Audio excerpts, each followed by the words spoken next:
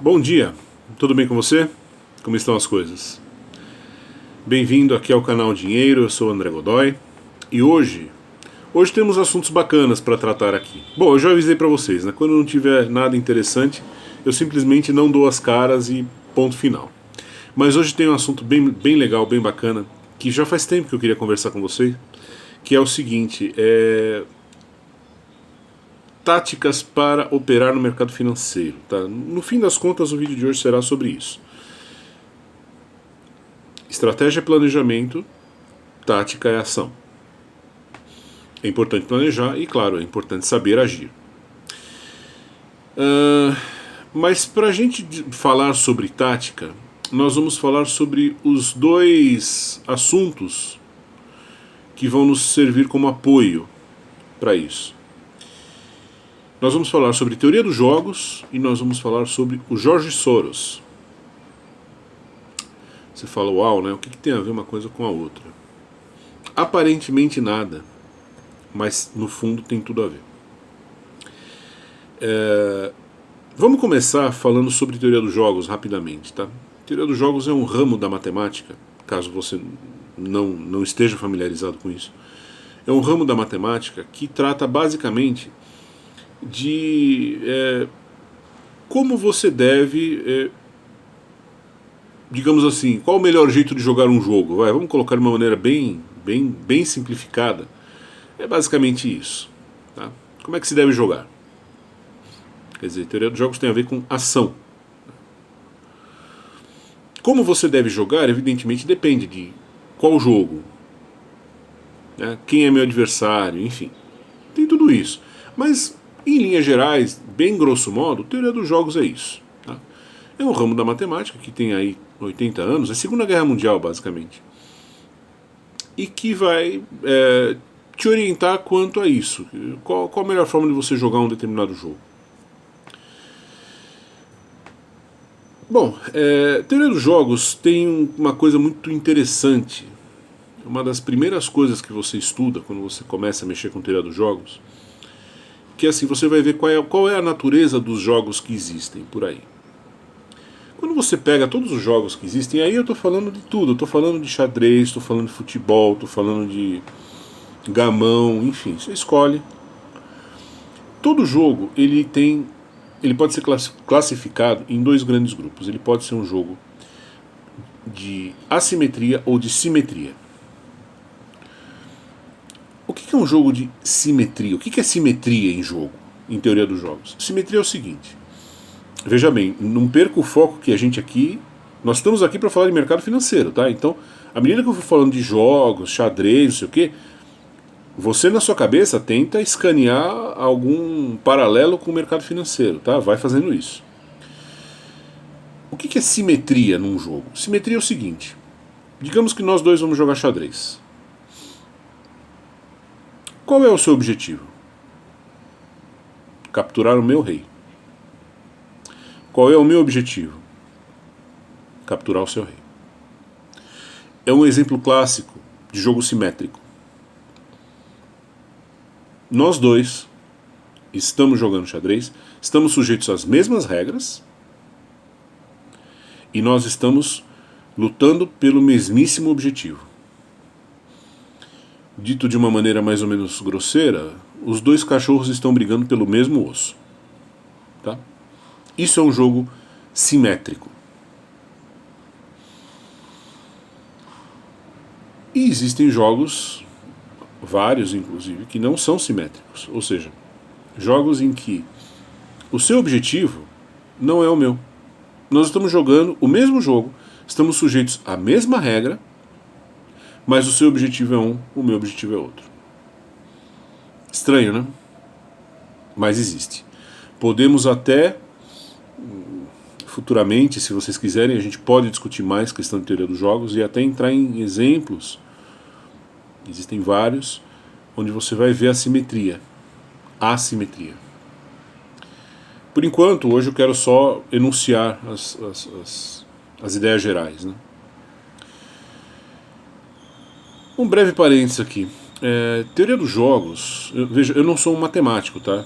Eu sou formado em física, então eu não posso dizer que eu entendo de matemática como um matemático, mas eu entendo de matemática como um físico. Então, não sou um profissional, mas também não sou um leigo, né? E de tudo o que eu vi na minha vida em relação à matemática, tudo que eu já estudei, eu nunca vi nada que fosse tão aplicável ao mercado financeiro quanto a teoria dos jogos.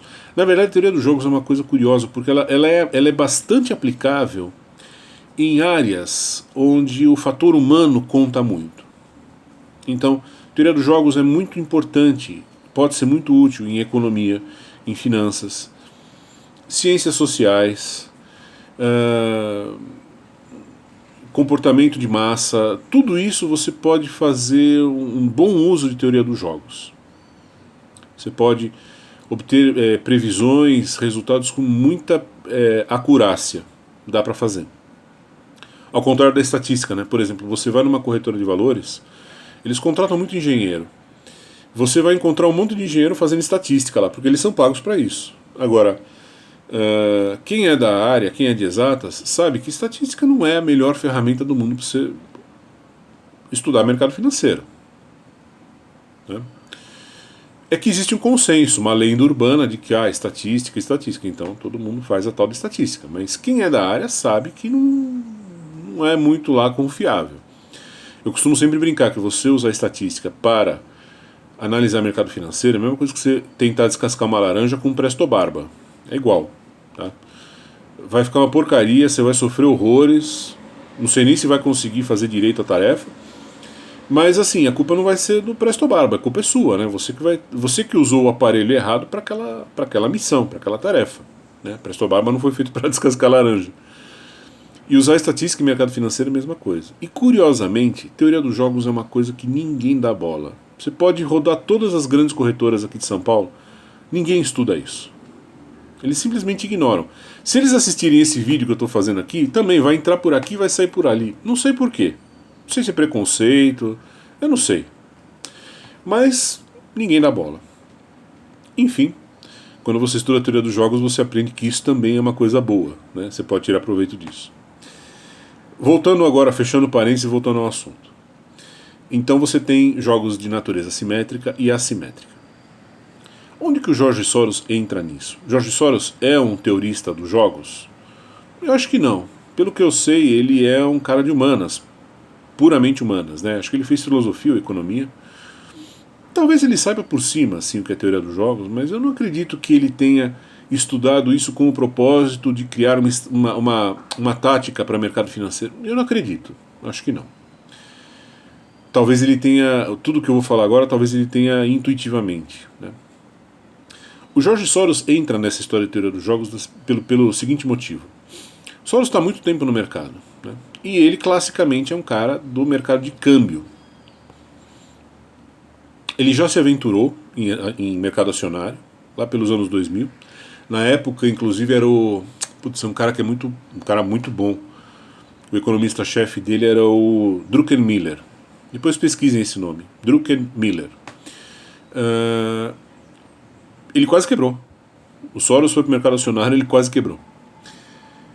Praticamente tudo que ele ganhou no mercado de câmbio quase que ele deixa ali na mesa de jogo das ações, né? E ele falou, eu li uma entrevista dele na época, uma entrevista dele e do Druckenmiller, os dois fizeram uma entrevista conjunta ao mercado, e ele falou, olha, nunca mais mexo com ações, estou fora. Talvez ele brinque, compre aí umas açõezinhas da Petrobras e tal, mas as posições grandes dele, ele nunca mais fez em ações mesmo. O Soros trabalha, como eu falei, no mercado de câmbio, né? Sempre foi a praia dele.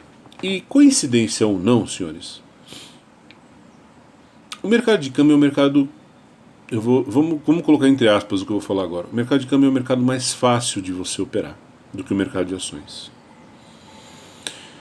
Por quê?